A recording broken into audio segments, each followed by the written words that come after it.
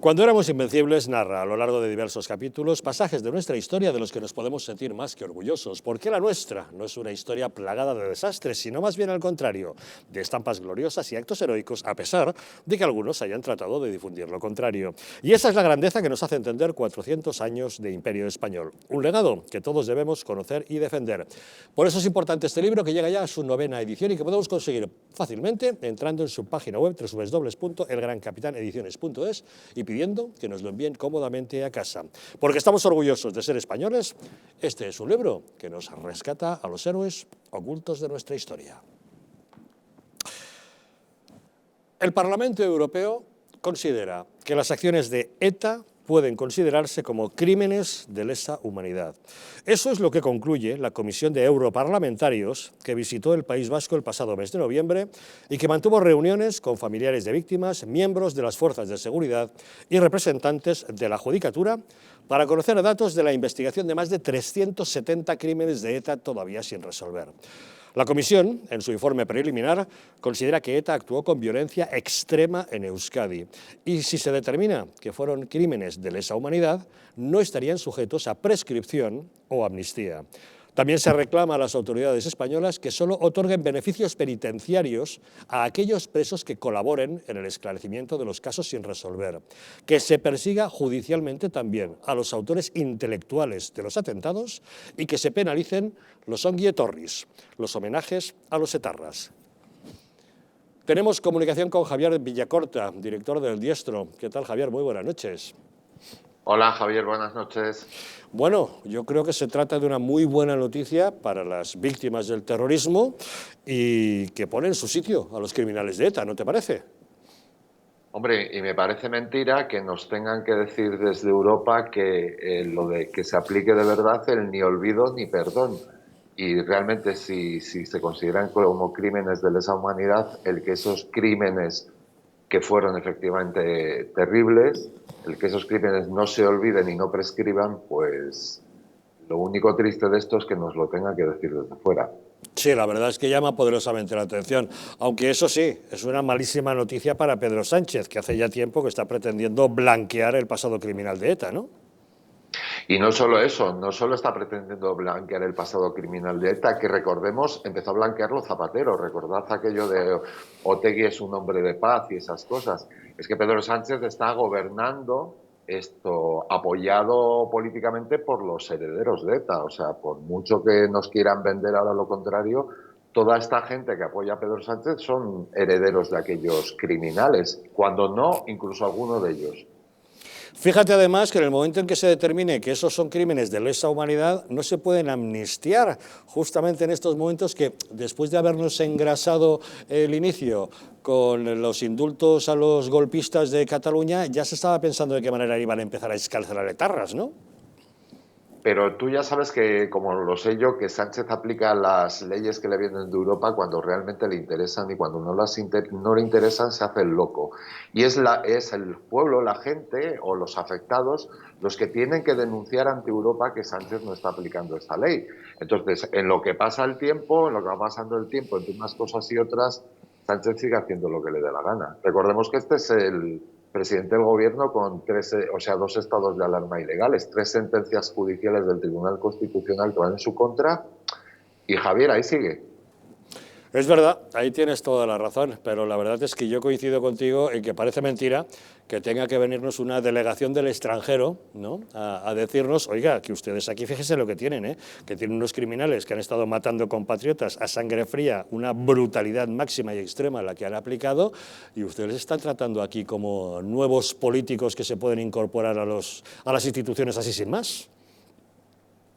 Claro, y es que además tenemos la desgracia que mucha gente, incluso de los propios españoles, ni siquiera recuerda y normalizó esos asesinatos, pero nosotros estuvimos publicando durante mucho tiempo, durante varios años, todos los asesinatos de ETA y recomiendo a la gente que se los lea para que vea la crueldad con la que se mataba, porque no solo es cruel la muerte, sino la forma de hacerlo en muchos casos. Por ejemplo, los asesinatos de 3 chicos gallegos a los que confundieron con policías, como les mataron en Francia, y cómo les secuestraron y les torturaron. Eso por poner algunos ejemplos. Policías que iban con sus hijos pequeños, policías, niños que se quedaban abandonados porque mientras volvían de clase habían matado a su padre y asustados se habían perdido por una localidad y les tenían que buscar. Yo recomiendo a la gente porque cuando pasa el tiempo y cuando hemos visto tantas cosas en su momento, ahora parece como que se suavizan esos asesinatos. Claro, porque hay una labor para tratar de hacernos olvidar. Tú ya sabes aquella encuesta que salió publicada hace 3 años, que todos los chavales menores de 20 años en España no sabían quién era Miguel Ángel Blanco.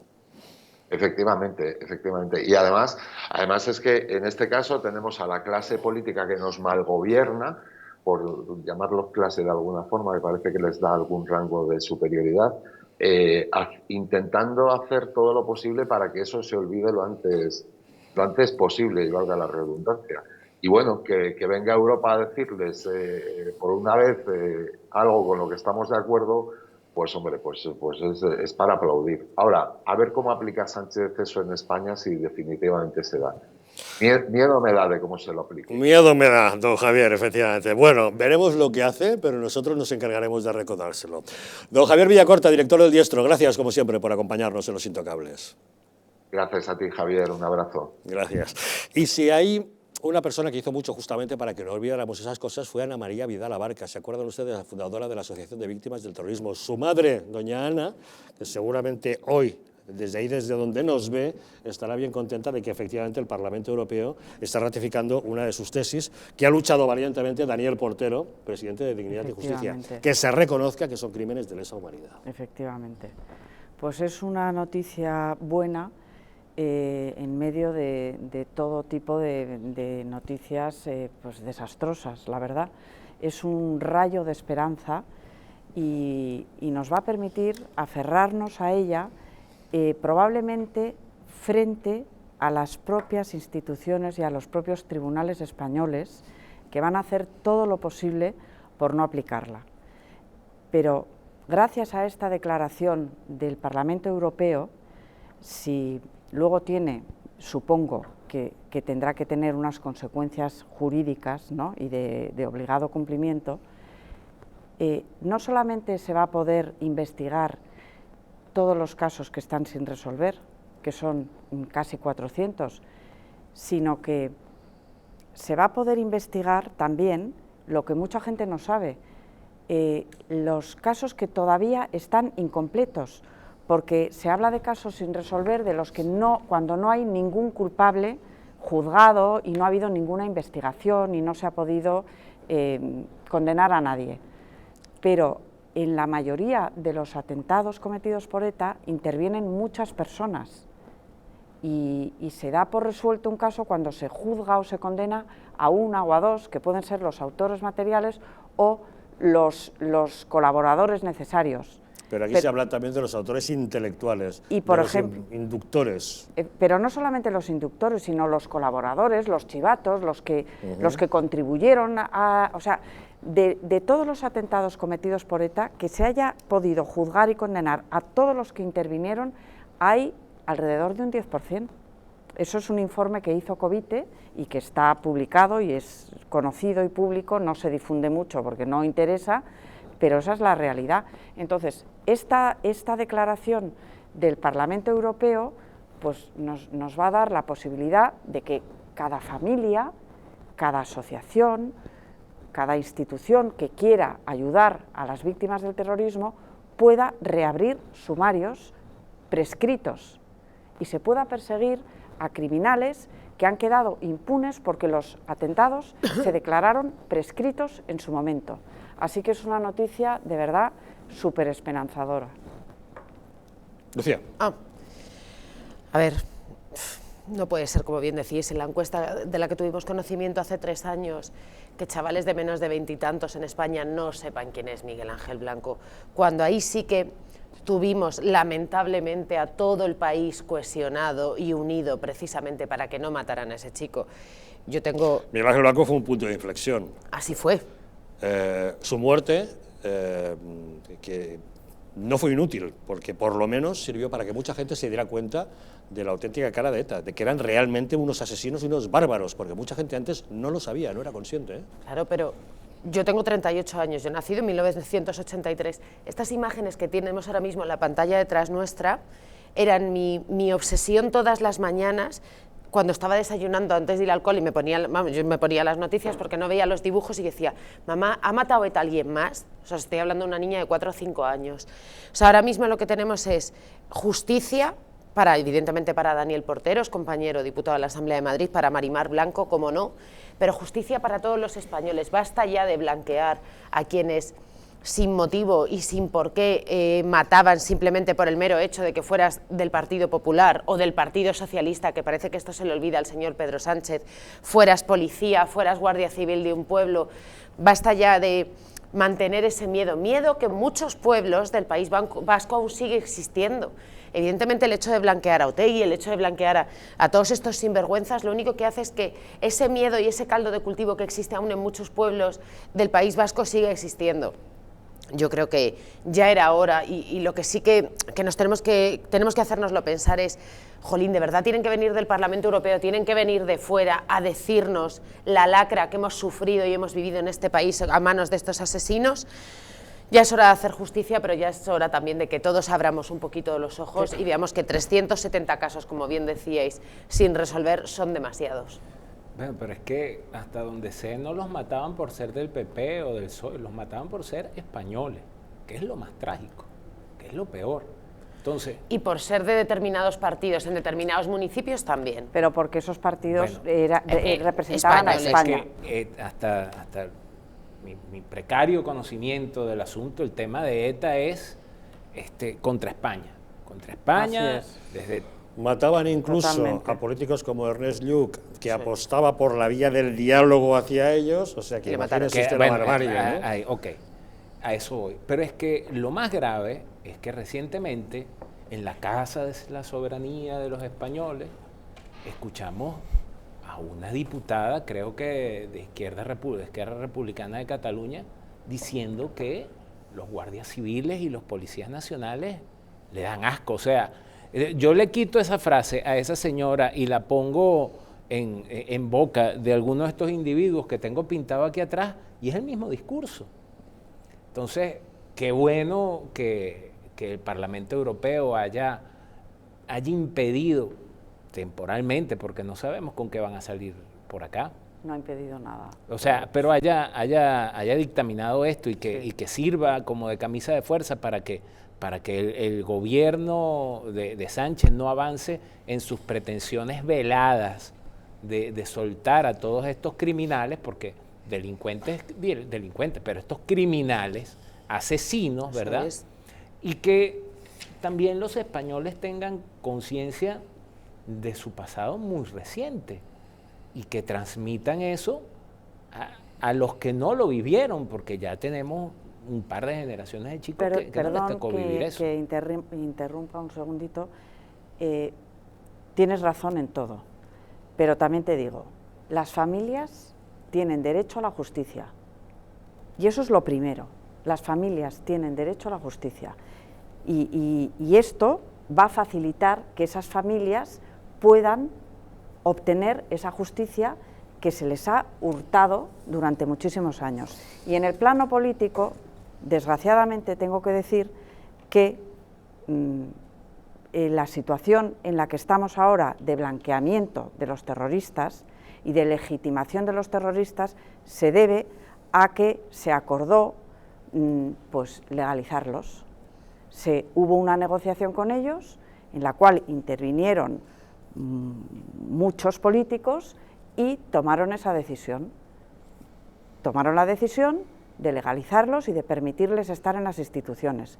Y por eso estamos como estamos, no solamente teniendo que soportar su presencia en el Congreso y en los ayuntamientos y en todas partes y las declaraciones que hacen y su chulería, absolutamente, sino que efectivamente pues se están haciendo los dueños de la calle en el País Al margen Vasco. de acuerdos políticos, para permitirle vida parlamentaria de según qué formaciones, está la vía judicial, y si hay realmente independencia judicial en este país, siempre se podría abordar la ilegalización, igual que ocurrió con Herri Batasuna en su día, no por una decisión política, sino judicial. Es que se podría hacer ya, porque la sentencia del Tribunal Constitucional que corroboró la legalización de esos partidos incluye una serie de motivos clarísimos por los cuales se podía volver a instar su ilegalización. Correcto. Pero no se hace. Se podría no hacer se hace. perfectamente. David. Bueno, es una gran noticia.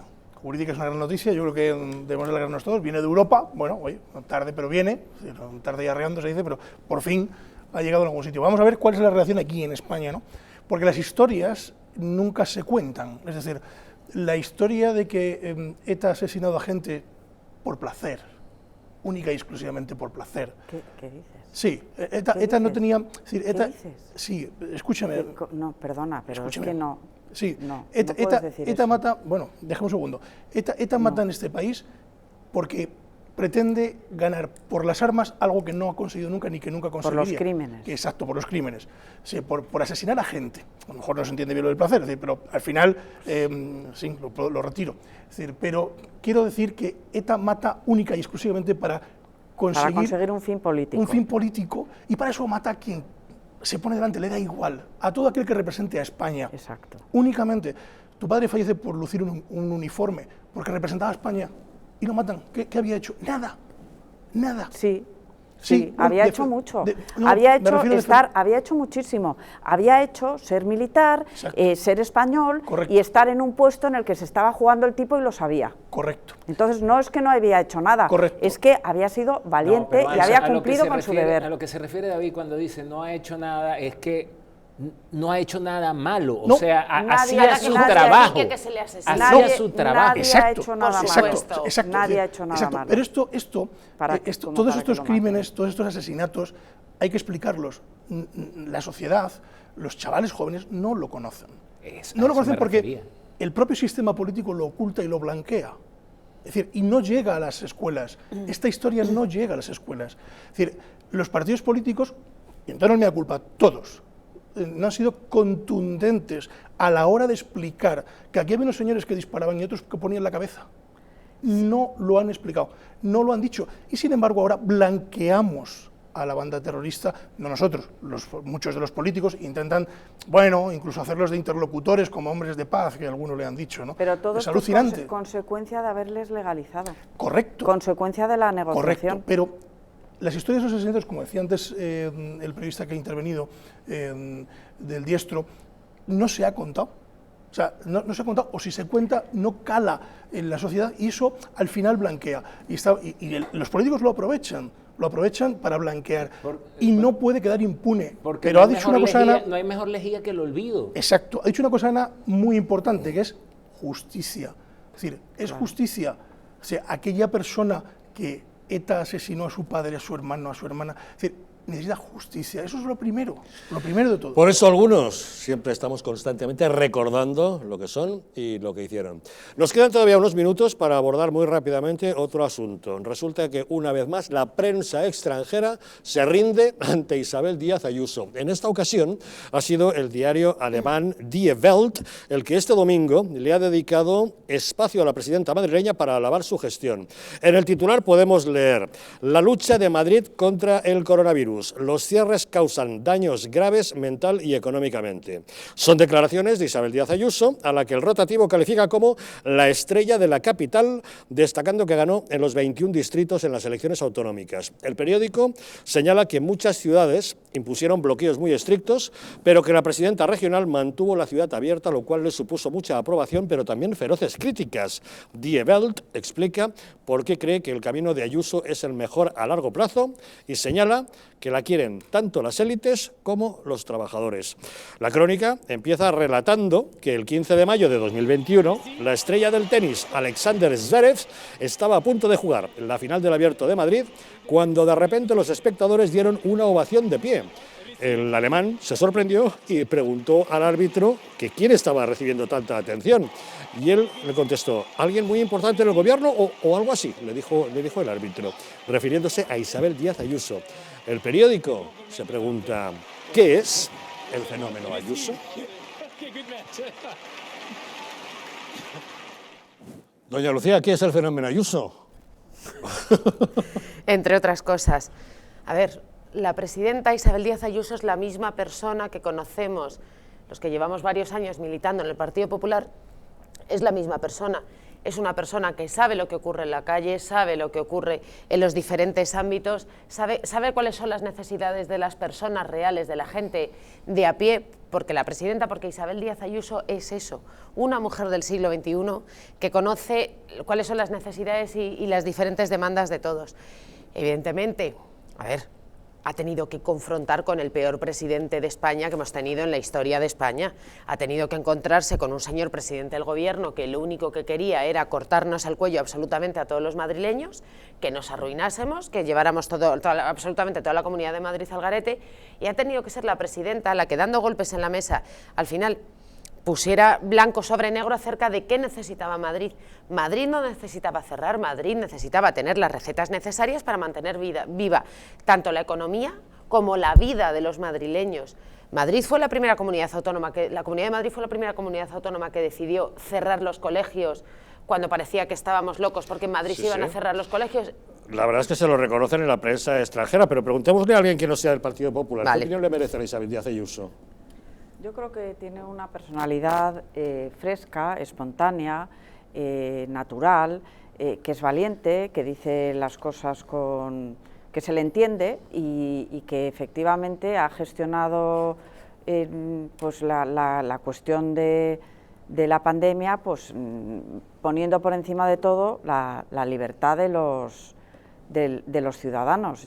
En Vox se suele decir en broma que ella no lo sabe, pero que es de Vox. Pedro Luis, le puedo asegurar que no. Ella no lo sabe, pero acabará sabiendo.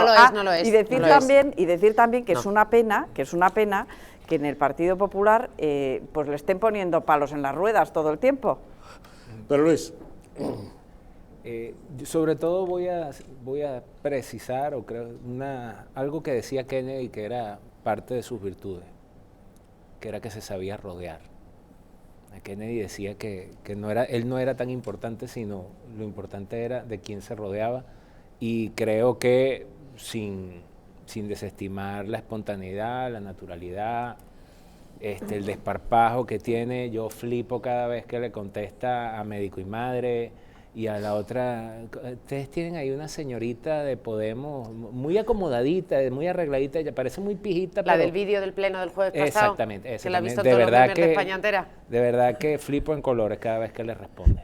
Pero sabe rodearse. Y eso es una gran virtud para un político. Cosa que, por cierto, no creo que sepa hacer el señor Casado, pero no. Ya estamos con la Yo me pullita. quedo con un adjetivo que ha usado Ana, que es fresca. Sí, creo que tiene un aire fresco, en el sentido, no, entiéndese bien, Sí. fresca. Pero ya estoy llamándole fresca a la presidenta. No por estoy Dios. acertado hoy con los adjetivos. Te voy a cortar, David, al final te Que corto. se entiende muy Se bien. entiende, es un aire fresco. Yo creo que es otra forma de hacer política. Es una forma distinta a la que hemos estado acostumbrados de hacer política, que al principio nos chocaba y que hoy pues vemos que funciona y funciona muy bien. O sea que, bueno, pues yo creo que tenemos una gran presidenta en Madrid, ¿qué voy a decir? Yo creo que tenemos la presidenta, la mejor, la que todos los madrileños nos merecemos. Opino, y no lo opino yo, lo opinan los 21 distritos de Madrid y todos los municipios de la Comunidad de Madrid menos 3, incluido el mío, con 22.112 votos en las elecciones del 4 de mayo. Es una excelente gestora, por supuesto que no es de Vox, más quisierais en Vox tener a la presidenta. Es verdad que usted es la portavoz de San Sebastián de los Reyes. Sí, eso es. Ese municipio creo que son 90.000 habitantes, 90 y poquitos, sí. gobernado por PSOE con Ciudadanos. Sí. ¿Y que es el municipio que más asesores tiene de todos el ayuntamiento? Sí, y por si no fuera suficiente, nos van a duplicar la tasa de basuras, a subir un 10% el IBI, crear una especie de Sanse central más o menos, pero claro, es que ten en cuenta que es la agencia de colocación, todos los de Ciudadanos que no sacaron no volvieron a conseguir su puestecito de trabajo en la Asamblea en las elecciones del pasado 4 de mayo, les tengo yo en mi ayuntamiento, sin saber qué hacen. San Sebastián de los Reyes. Sí. Narciso Romero. Sí, Morro de segundo apellido. Narciso Romero Morro, sí, el alcalde, sí. que se dedica a colocar a todos los que andan por ahí también, necesitados. Eso es, sí. Y a subirnos los impuestos. Pero en Fuenlabrada es lo mismo. Sí, pero ¿cuántos asesores hay en San Sebastián de los Reyes? Pues más que concejales de equipo de gobierno. Pero qué barbaridad. Y eso lo pagamos todos, claro. No lo pagamos todos, los que pagamos 27 euros de basura nos la suben a 54, los que pagan 54 a 108, el IBI un 10%, todo el aparcamiento en el centro de pago. Está San Sebastián de los Reyes, yo os invito a que vengáis, pero... No siga usted que me va a dar un infarto. Por cierto, vienes. hablando de infartos, saben ustedes que es una causa de muerte de las principales en España, no nos lo tomemos a broma, ahora hablamos de eso. Si me permiten, levanto ya la mesa política. Lucía Fernández, muchísimas gracias por habernos acompañado. Muchísimas gracias. Gracias, David Gómez, por haber estado con nosotros. A vosotros, don Javier. Muchas gracias, Ana Velasco, por estar también con nosotros. Vosotros. Muchas gracias, Pedro Luis Pedrosa. Gracias a ti, Javier. Feliz noche. No se vayan lejos, porque la muerte súbita, los infartos de miocardio son la primera causa de muerte en España. Y el mejor modo para evitarlos y para poder rescatar a un paciente y poderlo recuperar es o bien tener cerca un desfibrilador o bien saber hacer un masaje cardíaco. Y eso es justamente lo que les vamos a contar ahora mismo tras una pequeña pausa.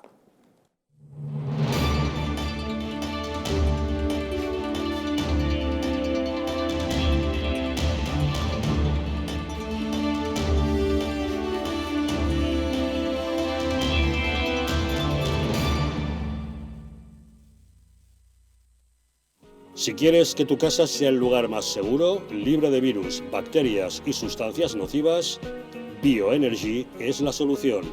Con su sistema de filtrado, el más potente del mercado, y su sistema de ionización, conseguirás que en tu casa estés como en plena naturaleza. Si tienes problemas de asma, alergias, EPOC, mala circulación o descansas mal, llama al teléfono de Bioenergy y te informaremos. Además, estamos con precio de lanzamiento de un 50% de descuento. Sí, lo has oído bien, un 50%. Bioenergy, mejora tu salud y la de tu familia. La presencia del colágeno en la composición de huesos, piel, ligamentos, cartílagos y tendones es imprescindible para frenar su deterioro. Sin embargo, a medida que envejecemos, su producción se reduce. Colacel Antiox de Mundo Natural combina en una misma toma colágeno hidrolizado puro, antioxidantes, ácido hialurónico y vitamina C que contribuye a la formación normal de colágeno. Haz del tiempo tu gran aliado. Colacel Antiox.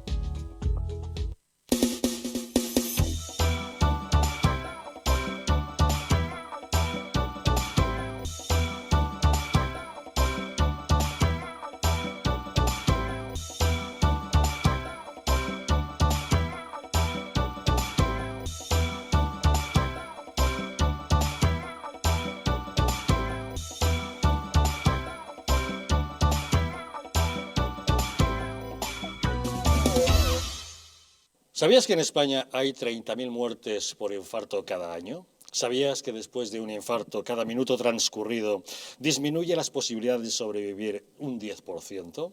¿Sabías que una ambulancia de media tarda en llegar a nuestra casa entre 10 y 12 minutos, produciéndose 3 de cada 4 infartos en nuestro hogar? Nace en España el proyecto Protege tu Vida con el objetivo de salvar más de 7.000 vidas al año. Ahora, salvar tu vida depende de ti. Crea en tu hogar un espacio cardioprotegido con el mejor desfibrilador y de fácil uso. ¿Qué precio le pones a tu vida? Llama ahora al teléfono 900-730-061 o entra en nuestra página web www.protegetuvida.eu y verás que proteger tu vida cuesta muy poco. Un estilo de vida saludable, la dieta y el ejercicio físico ayudan a disminuir los niveles de colesterol. Divecol Forte de Mundo Natural contiene cardo mariano, coenzima Q10 y levadura de arroz rojo que aporta 10 miligramos de monacolina K que contribuye a mantener niveles normales de colesterol sanguíneo. Protege tu corazón, protege tu salud. Divecol Forte de Mundo Natural. La Razón ahora te ofrece mucho más. No te pierdas cada jueves la revista Más y Más. El corazón más actual los jueves con La Razón. ¿Estamos en un auténtico Estado democrático o estamos en una partitocracia? Porque este programa se hace para ustedes. La ciudadanía está quedando atónita a lo que estamos viendo. Vamos a ver cosas que nunca se imaginarían. Lo que ha pasado en España demuestra que Falconetti no es tonto. Que la democracia, ¿qué es lo que es, amigos? El imperio de la ley. Esta izquierda rancia lo que quieren es exterminar todo aquello que no piensan exactamente igual. El castigo va a ser terrible para todos los partidos. Recuerden que no les engañen, porque la verdadera libertad consiste en estar bien informados.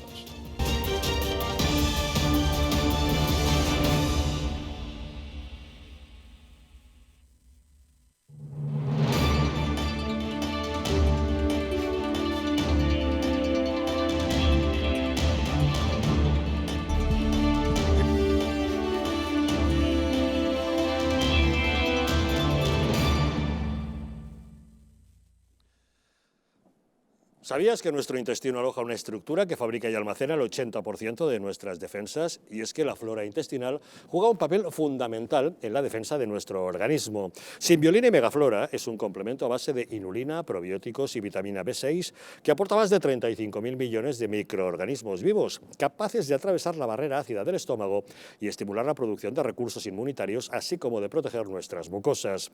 Además, la vitamina B6 contribuye al metabolismo energético normal, al funcionamiento normal de los sistemas nervioso e inmunitario y ayuda a disminuir el cansancio y la fatiga. Puedes encontrar Symbiolina y Megaflora en tu tienda habitual y en Parafarmacias Mundo Natural, aunque si quieres puedes adquirirlo directamente en su página web parafarmaciamundonatural.es o llamando al teléfono 91 446 0000. Quédate en casa con Symbiolina y Megaflora, es de Mundo Natural. La muerte súbita es un problema de primera magnitud para la salud pública y una de las primeras causas de fallecimiento en todo el mundo. En España se producen unas 52.000 paradas cardíacas al año, de las que 22.000 se producen en hospitales y unas 30.000 en otros entornos. En España, la posibilidad de sobrevivir a una parada cardíaca extrahospitalaria oscila entre el 5 y el 10%. Actuar en los primeros minutos es vital para recuperar al paciente y de ahí la importancia de contar con un desfibrilador o de la formación a la población acerca de cómo realizar una reanimación cardiopulmonar. Nos acompaña Adolfo Albistur, él es el promotor del proyecto Protege tu Vida. Adolfo, ¿qué tal? Muy buenas noches. Muy buenas noches. Bueno, actuar con rapidez es fundamental y se puede hacer de dos maneras, o bien si contamos con un desfibrilador o teniendo la capacidad y los conocimientos de lo que llamamos soporte vital básico, ¿no? Eso es, o sea, las dos cosas son esenciales. El desfibrilador es inicialmente, porque antes de una parada cardíaca hay lo que se llama una fibrilación ventricular, hay un desfibrilador hace mucho porque hace que ese corazón que en ese momento pues está latiendo de una manera irregular, pues pueda volver a latir bien, ¿no? Y una vez que ya hemos actuado con el desfibrilador, nos va a hacer falta hacer esa reanimación, ¿no?, cardiopulmonar. No todo el mundo tiene un desfibrilador a mano. Efectivamente, por desgracia. Y sería muy útil poderlo tener, ¿no? Sí, sería muy útil. Nosotros queremos que haya muchos más desfibriladores porque tener ese desfibrilador, sabemos que una ambulancia tarda 12, 14, 15 minutos y ese desfibrilador a tiempo puede salvar esa vida.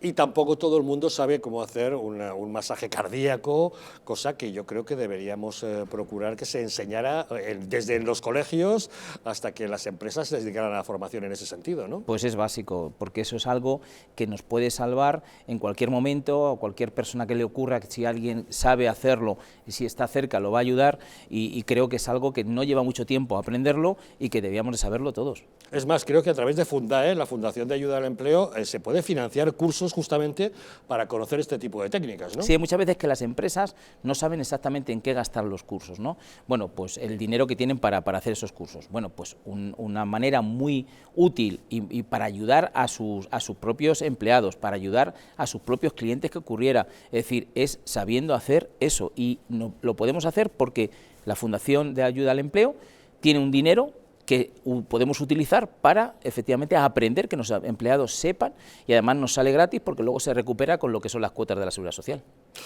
La verdad es que tener conocimientos de soporte vital básico es algo muy importante. Por eso hoy queremos acercarles en la práctica a qué nos estamos refiriendo.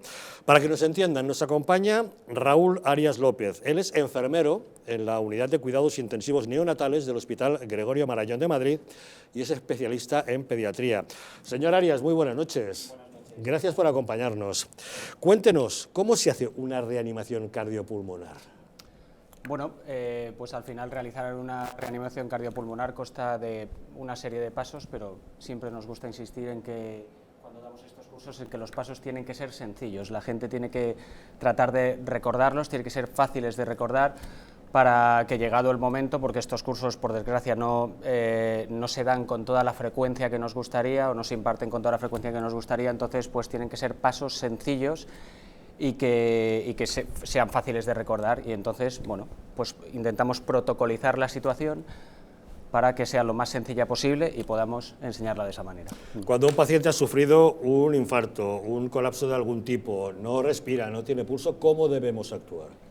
Bueno, pues siempre cuando damos estos cursos, como digo, el objetivo es protocolizar la situación. Entonces, siempre nos fijamos en 3 pasos muy concretos. El primero de todo siempre es avisar al 112. Siempre insistimos mucho en eso porque avisar es el primero de los pasos. Si no avisamos, no van a venir a ayudarnos, y si no vienen a ayudarnos, por muy buenos que seamos haciendo una reanimación, al final no vamos a lograr el objetivo. Bien. El segundo de los pasos es iniciar una reanimación cardíaca lo más efectiva posible. Evidentemente, si podemos contar con un desfibrilador, eso sería lo ideal, pero la reanimación hay que hacerla siempre, porque poder contar con un desfibrilador es ideal, pero no siempre, como has hablado tú antes, no siempre se puede contar con uno. Entonces, cuando no podemos contar con un desfibrilador porque, por ejemplo, nos encontramos fuera de la ciudad, en el monte, allá donde sea, donde pueda ocurrir cualquier tipo de estas situaciones, pues la reanimación puede salvar la vida de una persona incluso sin desfibrilador. Pero siempre contando con un desfibrilador es mucho más fácil, desde luego. Contamos con un paciente. Háganos una demostración de cómo se le debe reanimar. Bueno, pues cuando una persona sufre una parada cardiorrespiratoria, lo primero que hay que hacer, evidentemente, es identificar que ante lo que nos encontramos es una parada cardiorrespiratoria. Hay una serie de pasos que no me voy a extender para explicar cómo se reconoce esa situación, pero siempre llegamos a la conclusión de que si nos quedan dudas acerca de lo que estamos viendo, debemos considerar que es una parada cardiorrespiratoria, porque de esa manera, si lo consideramos, vamos a pasar a hacer todo lo que viene después, y si no era una parada cardiorrespiratoria, nos daríamos cuenta luego. Una vez hemos identificado que es una parada cardiorrespiratoria, en primer lugar hay que llamar al 112, primer paso, y en segundo lugar hay que iniciar maniobras de reanimación cardiopulmonar. Las maniobras básicas de reanimación cardiopulmonar consisten en identificar en el pecho del paciente dónde se deben colocar las manos.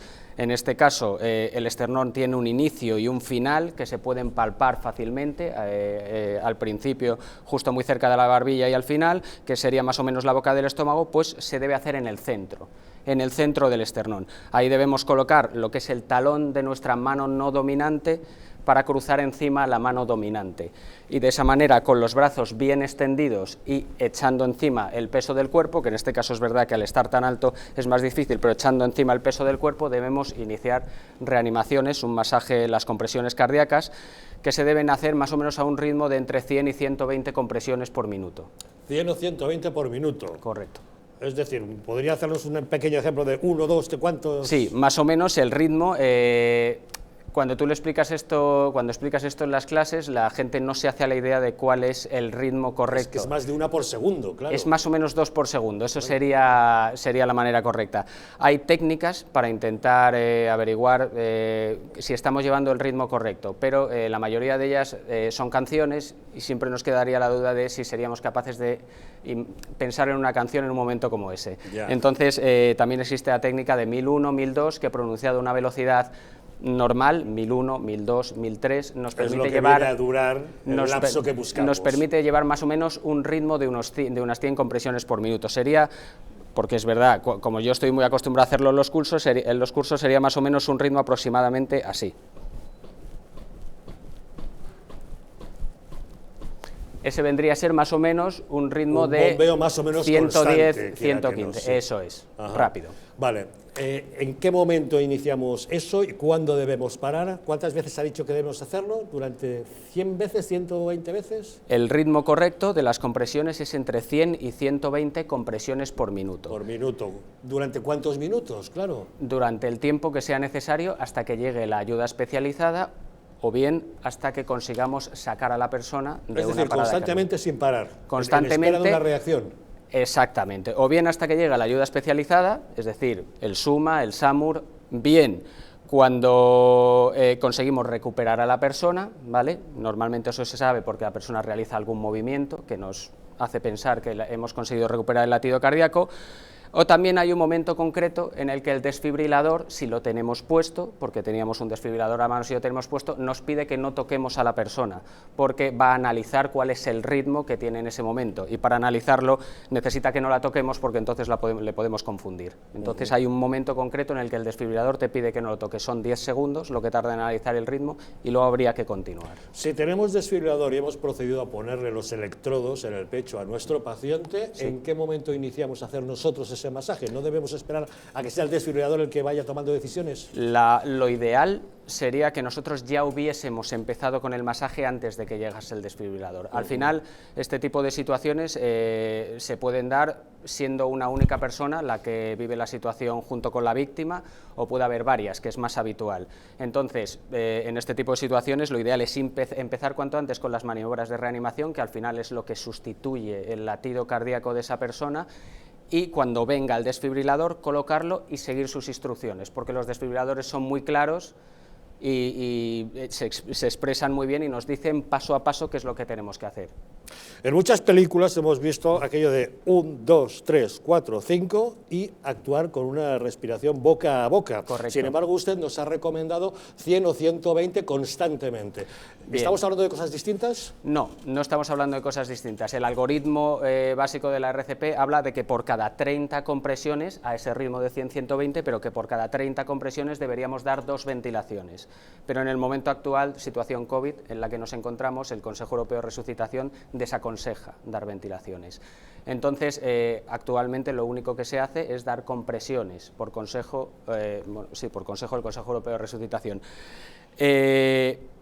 Además de esto, también hay que decir que las ventilaciones, incluso antes de la situación COVID, no son obligatorias.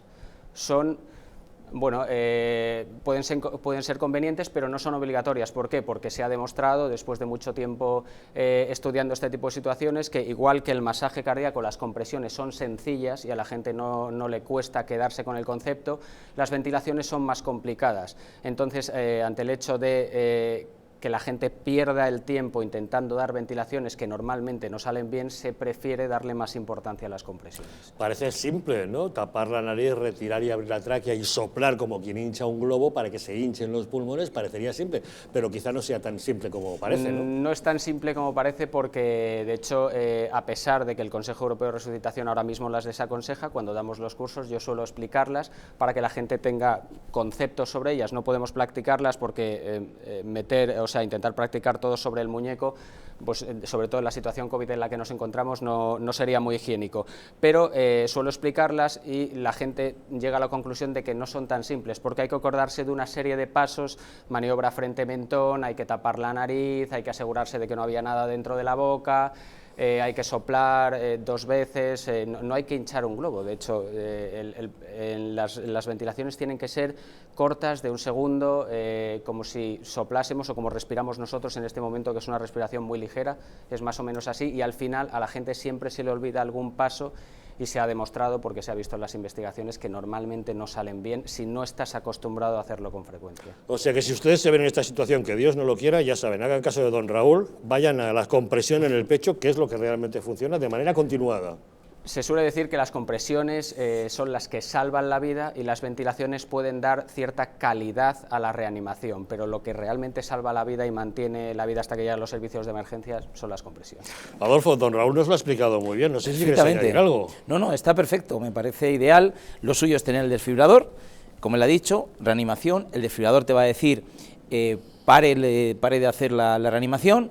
Igual manda una descarga o no la manda si es necesario, o te sigue diciendo que continúes con la reanimación. Es decir, la combinación desfibrilador y reanimación sería lo esencial. Si no tenemos desfibrilador, la reanimación, y si tenemos desfibrilador, pues las 2 cosas. Don Raúl Arias López, enfermero de la Unidad de Cuidados Intensivos Neonatales, me imagino que esto en niños pequeñitos debe ser todavía más complicado, ¿no?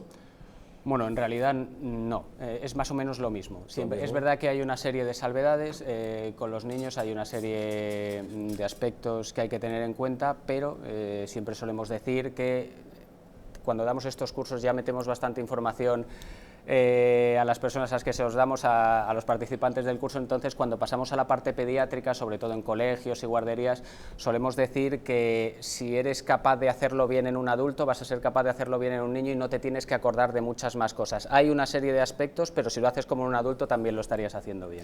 Pues esperamos que nuestros espectadores hayan tomado buena nota de lo que usted les ha explicado hoy. Muchísimas gracias por habernos acompañado. Como les decimos, de la Unidad de Cuidados Intensivos Neonatales del Hospital Gregorio Marañón de Madrid.